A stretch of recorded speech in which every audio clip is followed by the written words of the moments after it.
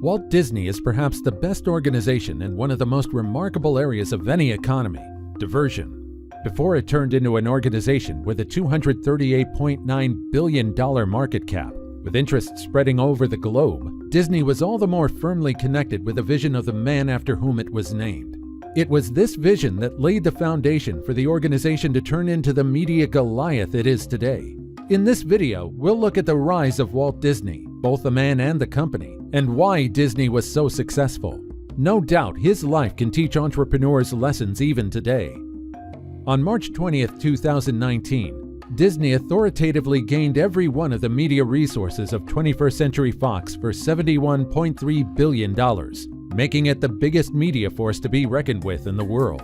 Pixar, Marvel, and the Star Wars domain were at that point a piece of Disney's stable of super brands. However, the securing of 21st Century Fox brings the remainder of Marvel Entertainment into the House of Mouse, including the X-Men, Fantastic Four, and Deadpool establishments. The arrangement likewise gave Disney previous Fox Telecom companies, for example FX Networks and National Geographic, notwithstanding Fox's 30% stake for streaming site Hulu, which provides Disney with a controlling portion of 60%. Disney launched its own web-based site, Disney Plus, in a disaster for Netflix, which has authorized a few critical pieces of the Disney library. In the same way as other imaginative abilities, Walt Disney began his vocation working for other people. In 1919, Walt was back from driving from the American Ambulance Corps in World War I and searching for a fill-in as a craftsman. He tracked it down at the Pesman Rubin Commercial Arts Studio, where he met and became a close acquaintance with Ub Iwerks. Iwerks ended up being quite possibly the most skilled illustrator on the planet, and a key to Walt's later achievement. Toward the beginning of 1920, Walt and Iwerks were both out of a task, so they attempted to open up their own studio. This first business quickly fizzled, and the pair left for paying work, doing animation at Film Co., where they dealt with the publicizing shorts that were displayed before the highlights. Sooner rather than later, they were cooperating on side tasks that developed into Laugh-O-Grams, a progression of comedic shorts. Walt and Iwerks put forward together once more and transformed Laugh-O-Grams into a business. Yet again notwithstanding, the endeavor finished in 1923, at which point Walt left for Hollywood. Maybe Walt's most unappreciated expertise was persuading others to become involved with his vision. In Hollywood, without Iwerks, Walt persuaded his sibling Roy to assist him with beginning Disney Brothers Studio, later renamed Walt Disney Studio. Adequately sure, Walt before long had Iwerks, who was now spelling his name Iwerks, persuaded to return to work with him also. Walt Disney Studio was not any more beneficial than the past manifestations. However, it remained above water. The organization was taking care of business for Universal Pictures, making a character called Oswald the Lucky Rabbit. In 1928, Walt and Roy had the terrible shock of figuring out that their illustrations as a whole, except for Iwerks and a couple of others, had been recruited away by one individual he was managing at Universal. To add salt to the injury, the rights to Oswald had a place with Universal. The experience disillusioned Walt and caused him to commit to do business as his own boss, as it were. Walt started hoping to convey his movies straightforwardly to merchants, yet he wanted another character. There is some debate over where Mickey Mouse came from.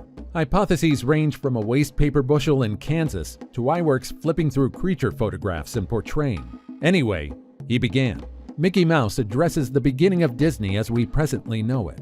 Walt gathered another group to work with Iwerks on this new person. The initial two movies were not hits, yet entirely the third, Steamship Willie, was a tremendous achievement. It was likewise the best early illustration of a film that synchronized sound and animation. Being on the bleeding edge of innovation became not all bad, as the organization pushed the limits of animation. The following many years, including the Great Depression, saw Disney make the main variety of kids' shows, as well as the first animated full-length film, Snow White and the Seven Dwarfs. The expenses of these earth-shattering movies were so high and the edges so low that an unfortunate film industry might in any case sink the studio. Walt and Roy began 1940 with extraordinary movies. However, a ton of obligation.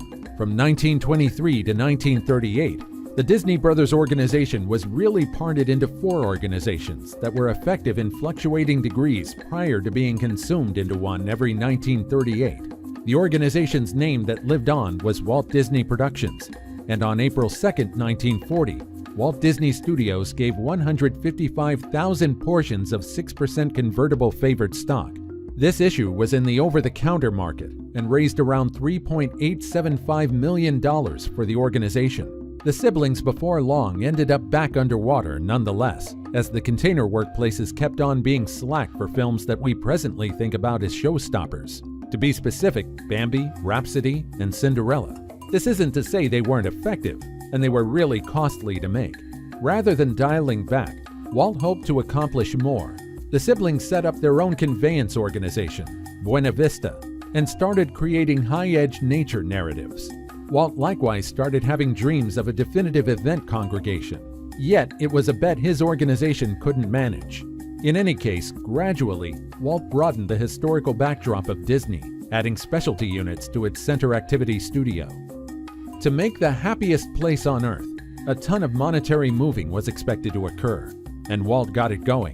Indeed, even subsequent to subsidizing a privately owned business and utilizing credit from his own extra security, Walt required substantially more capital. He brought himself to the table. However, he was sharp about it. Walt set up another privately owned business that possessed the promoting rights to his name. As it turns out, Walt Disney Productions paid $46.2 million in offers to repurchase the organization in 1981. He then proposed to make a TV series for a TV network that would put resources into Disneyland. ABC seized the opportunity. Walt had his subsidizing, and ABC had a show that transformed into a social peculiarity, watched by millions. Initially named Disneyland, however, wearing various titles throughout the long term, the show ran for quite some time. In 1955, Disneyland at last opened and turned into a colossal achievement. Throughout the following 5 years, Walt Disney Productions bought Disneyland by purchasing Walt's privately owned business. Over these equivalent 5 years, the gross pay at Walt Disney Productions, which had been at $6 million out of 1950, developed from $27 million to $70 million. Marketing and development were all approaching together for Walt Disney Productions.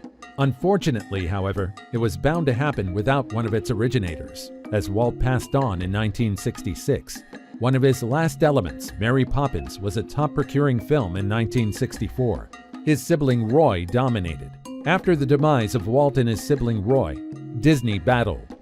The organization was incorporated in 1967, and in spite of its past triumphs and a few productive amusement stops, the ascent in its stock costs were ostensible. During the 1980s, the organization was believed to be so underestimated as far as brand resources, which incorporated the film catalog and the amusement parks, that unfriendly takeover specialists started orbiting. The organization fought off the takeovers and started to zero in on benefiting from its immense image value. From the 1980s to the 1990s, the stock filled quickly, making Disney the biggest diversion domain on the planet. The organization has kept on flourishing, helped by and large by the establishment that Walt and Roy laid for the organization. Monetary history is brimming with outsized characters and transcending figures. A significant number of the most extravagant individuals in history arrived by building domains of fur, oil, steel, rails, and indeed programming. These are unmistakable items with a basic equation: minimize the expenses and sell more. Disney, the man, and the organization were birds of a different feather. Simply by continually enhancing and pushing the limits of animation as well as what Disney became as a business was the organization ready to go from a reasonably fruitful animation studio to a total diversion experience, with amusement parks, promotion, cruise ships, etc. In a statement frequently credited to Walt Disney, a Disney Imagineer once said, "On the off chance that you can dream it, you can make it happen." The narrative of Walt's life and the production of his organization advises us that once you dream it, you should constantly re-dream it and reconsider it to succeed. So with this, we come to the end of the video. We hope you guys found the content interesting and could learn something from this inspiring story of Disney. Don't forget to hit like and subscribe to the channel for more. Thanks, and goodbye.